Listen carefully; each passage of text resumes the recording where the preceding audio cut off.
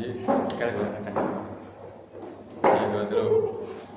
Assalamualaikum warahmatullahi wabarakatuh.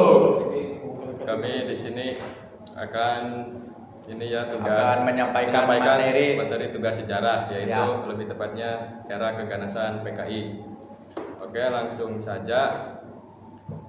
Dimulai dari saya ya, Rio. Latar belakang kemunculan gerakan komunis di Indonesia. 1. Kondisi politik awal abad ke-20. Pemerintah kolonial Belanda menerapkan politik etis, pendidikan, migrasi, irigasi. Muncul kaum terpelajar bumi putra yang mulai kritis terhadap kolonialisme. Berkembangnya organisasi modern seperti Budi Utomo dan Sarekat Islam. 2. Pengaruh global. Revolusi Rusia 1917 dan berkembangnya ide sosialisme komunisme di Eropa dan Asia mendorong masuknya gerakan kiri ke Hindia Belanda. Buruh pelabuhan, perkebunan, dan kereta api mulai terpengaruh ide sosialis tentang kelas pekerja. 2. Munculnya ISDP. Pendirian ISDP. Tahun 1914, Henk Snepliet, aktivis sosialis Belanda, mendirikan Indische Sociaal Democratische Vereniging di Surabaya. ISDP merupakan organisasi multiras atau Belanda plus pribumi. Arah ideologi Marxisme fokus pada kelas pekerja.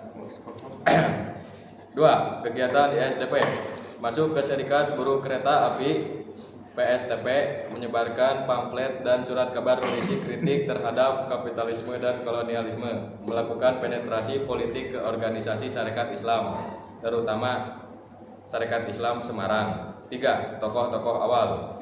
Henk Snepliet, Adolf Bars, Semaun, Darsono, Alimin, dan Musso. Oke, saya lanjutkan. Terus ada transformasi menjadi PKI pada tahun 1920.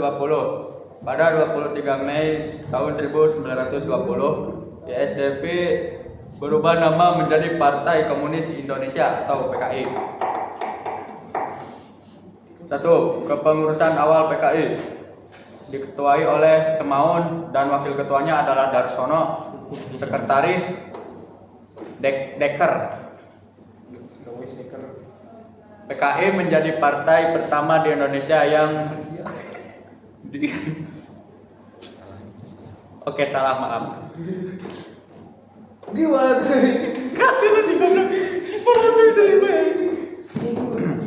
PKI menjadi partai pertama di Asia yang berhaluan komunis di luar Uni Soviet dan Tiongkok.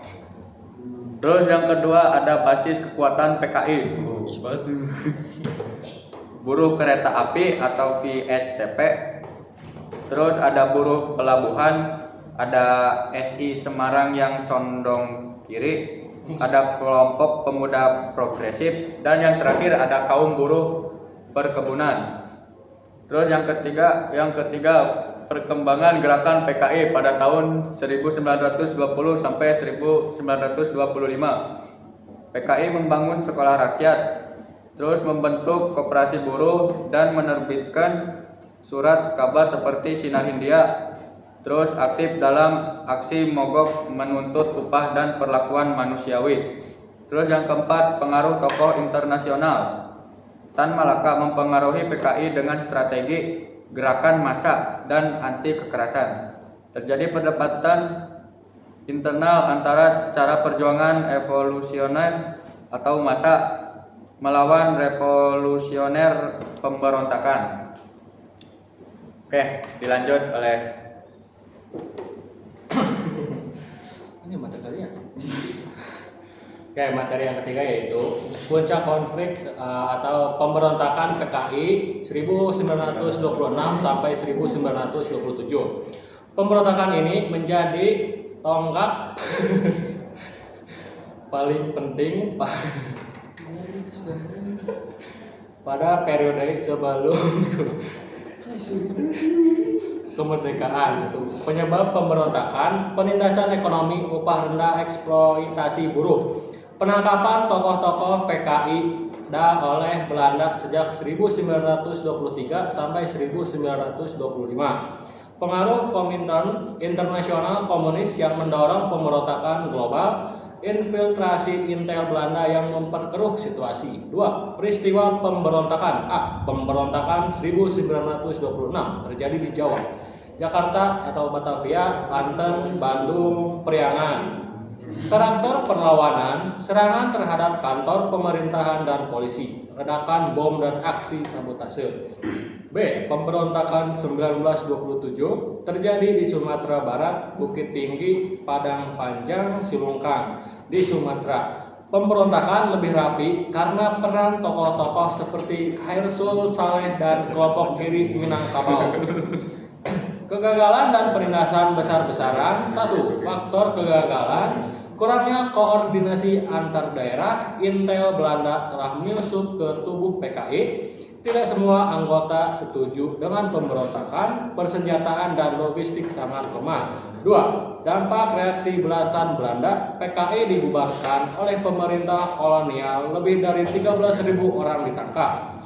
Sekitar 1.300 orang dibuang ke kamp konsentrasi Boven-Digoel atau Papua di Papua. Tokoh-tokoh seperti Musso melarikan diri ke Uni Soviet. Akibatnya PKI tidak lagi memiliki bentuk resmi dan menjadi gerakan bawah tokoh. Oke. Materi selanjutnya akan disampaikan oleh Peringgana. Oke, materi selanjutnya saya akan bacakan tentang masa pendudukan Jepang tahun 1942 sampai 1945. 1. Kondisi politik. Jepang melarang semua organisasi politik. Tokoh-tokoh kiri diawasi ketat, sebagian ditahan. 2. Gerakan bawah tanah. Sel-sel komunis tetap ada, tetapi terpecah-pecah. Beberapa tokoh muda seperti Den Aidit, Joto, Muhammad Lukman mulai aktif berdiskusi dan membangun jaringan. Persiapan menjelang kemerdekaan, muncul kelompok-kelompok kiri di sekitar pendidikan Jepang seperti Putra dan BPU PKI. Meski tidak disebut sebagai PKI, kesimpulan besar posisi PKI sebelum 1945. 1. Bermula dari ISDP 1914 yang membawa ide-ide Marxis. Menjadi PKI pada 1920 dan berkembang cepat. 3. Mencoba revolusi pada 1926 sampai 1927 namun gagal. 4. Dibubarkan dan ditindas, ribuan anggotanya dibuang. 5. Pada masa Jepang tidak resmi, hanya berupa gerakan bawah tanah. 6. Baru bangkit kembali setelah Indonesia merdeka. Kurang lebih itu saja yang bisa kami sampaikan dari kelompok dari kelompok apapun itulah. Mohon maaf jika kami tidak terlalu serius dan selalu bercanda. Semuanya kami mohon maaf. Wassalamualaikum warahmatullahi wabarakatuh.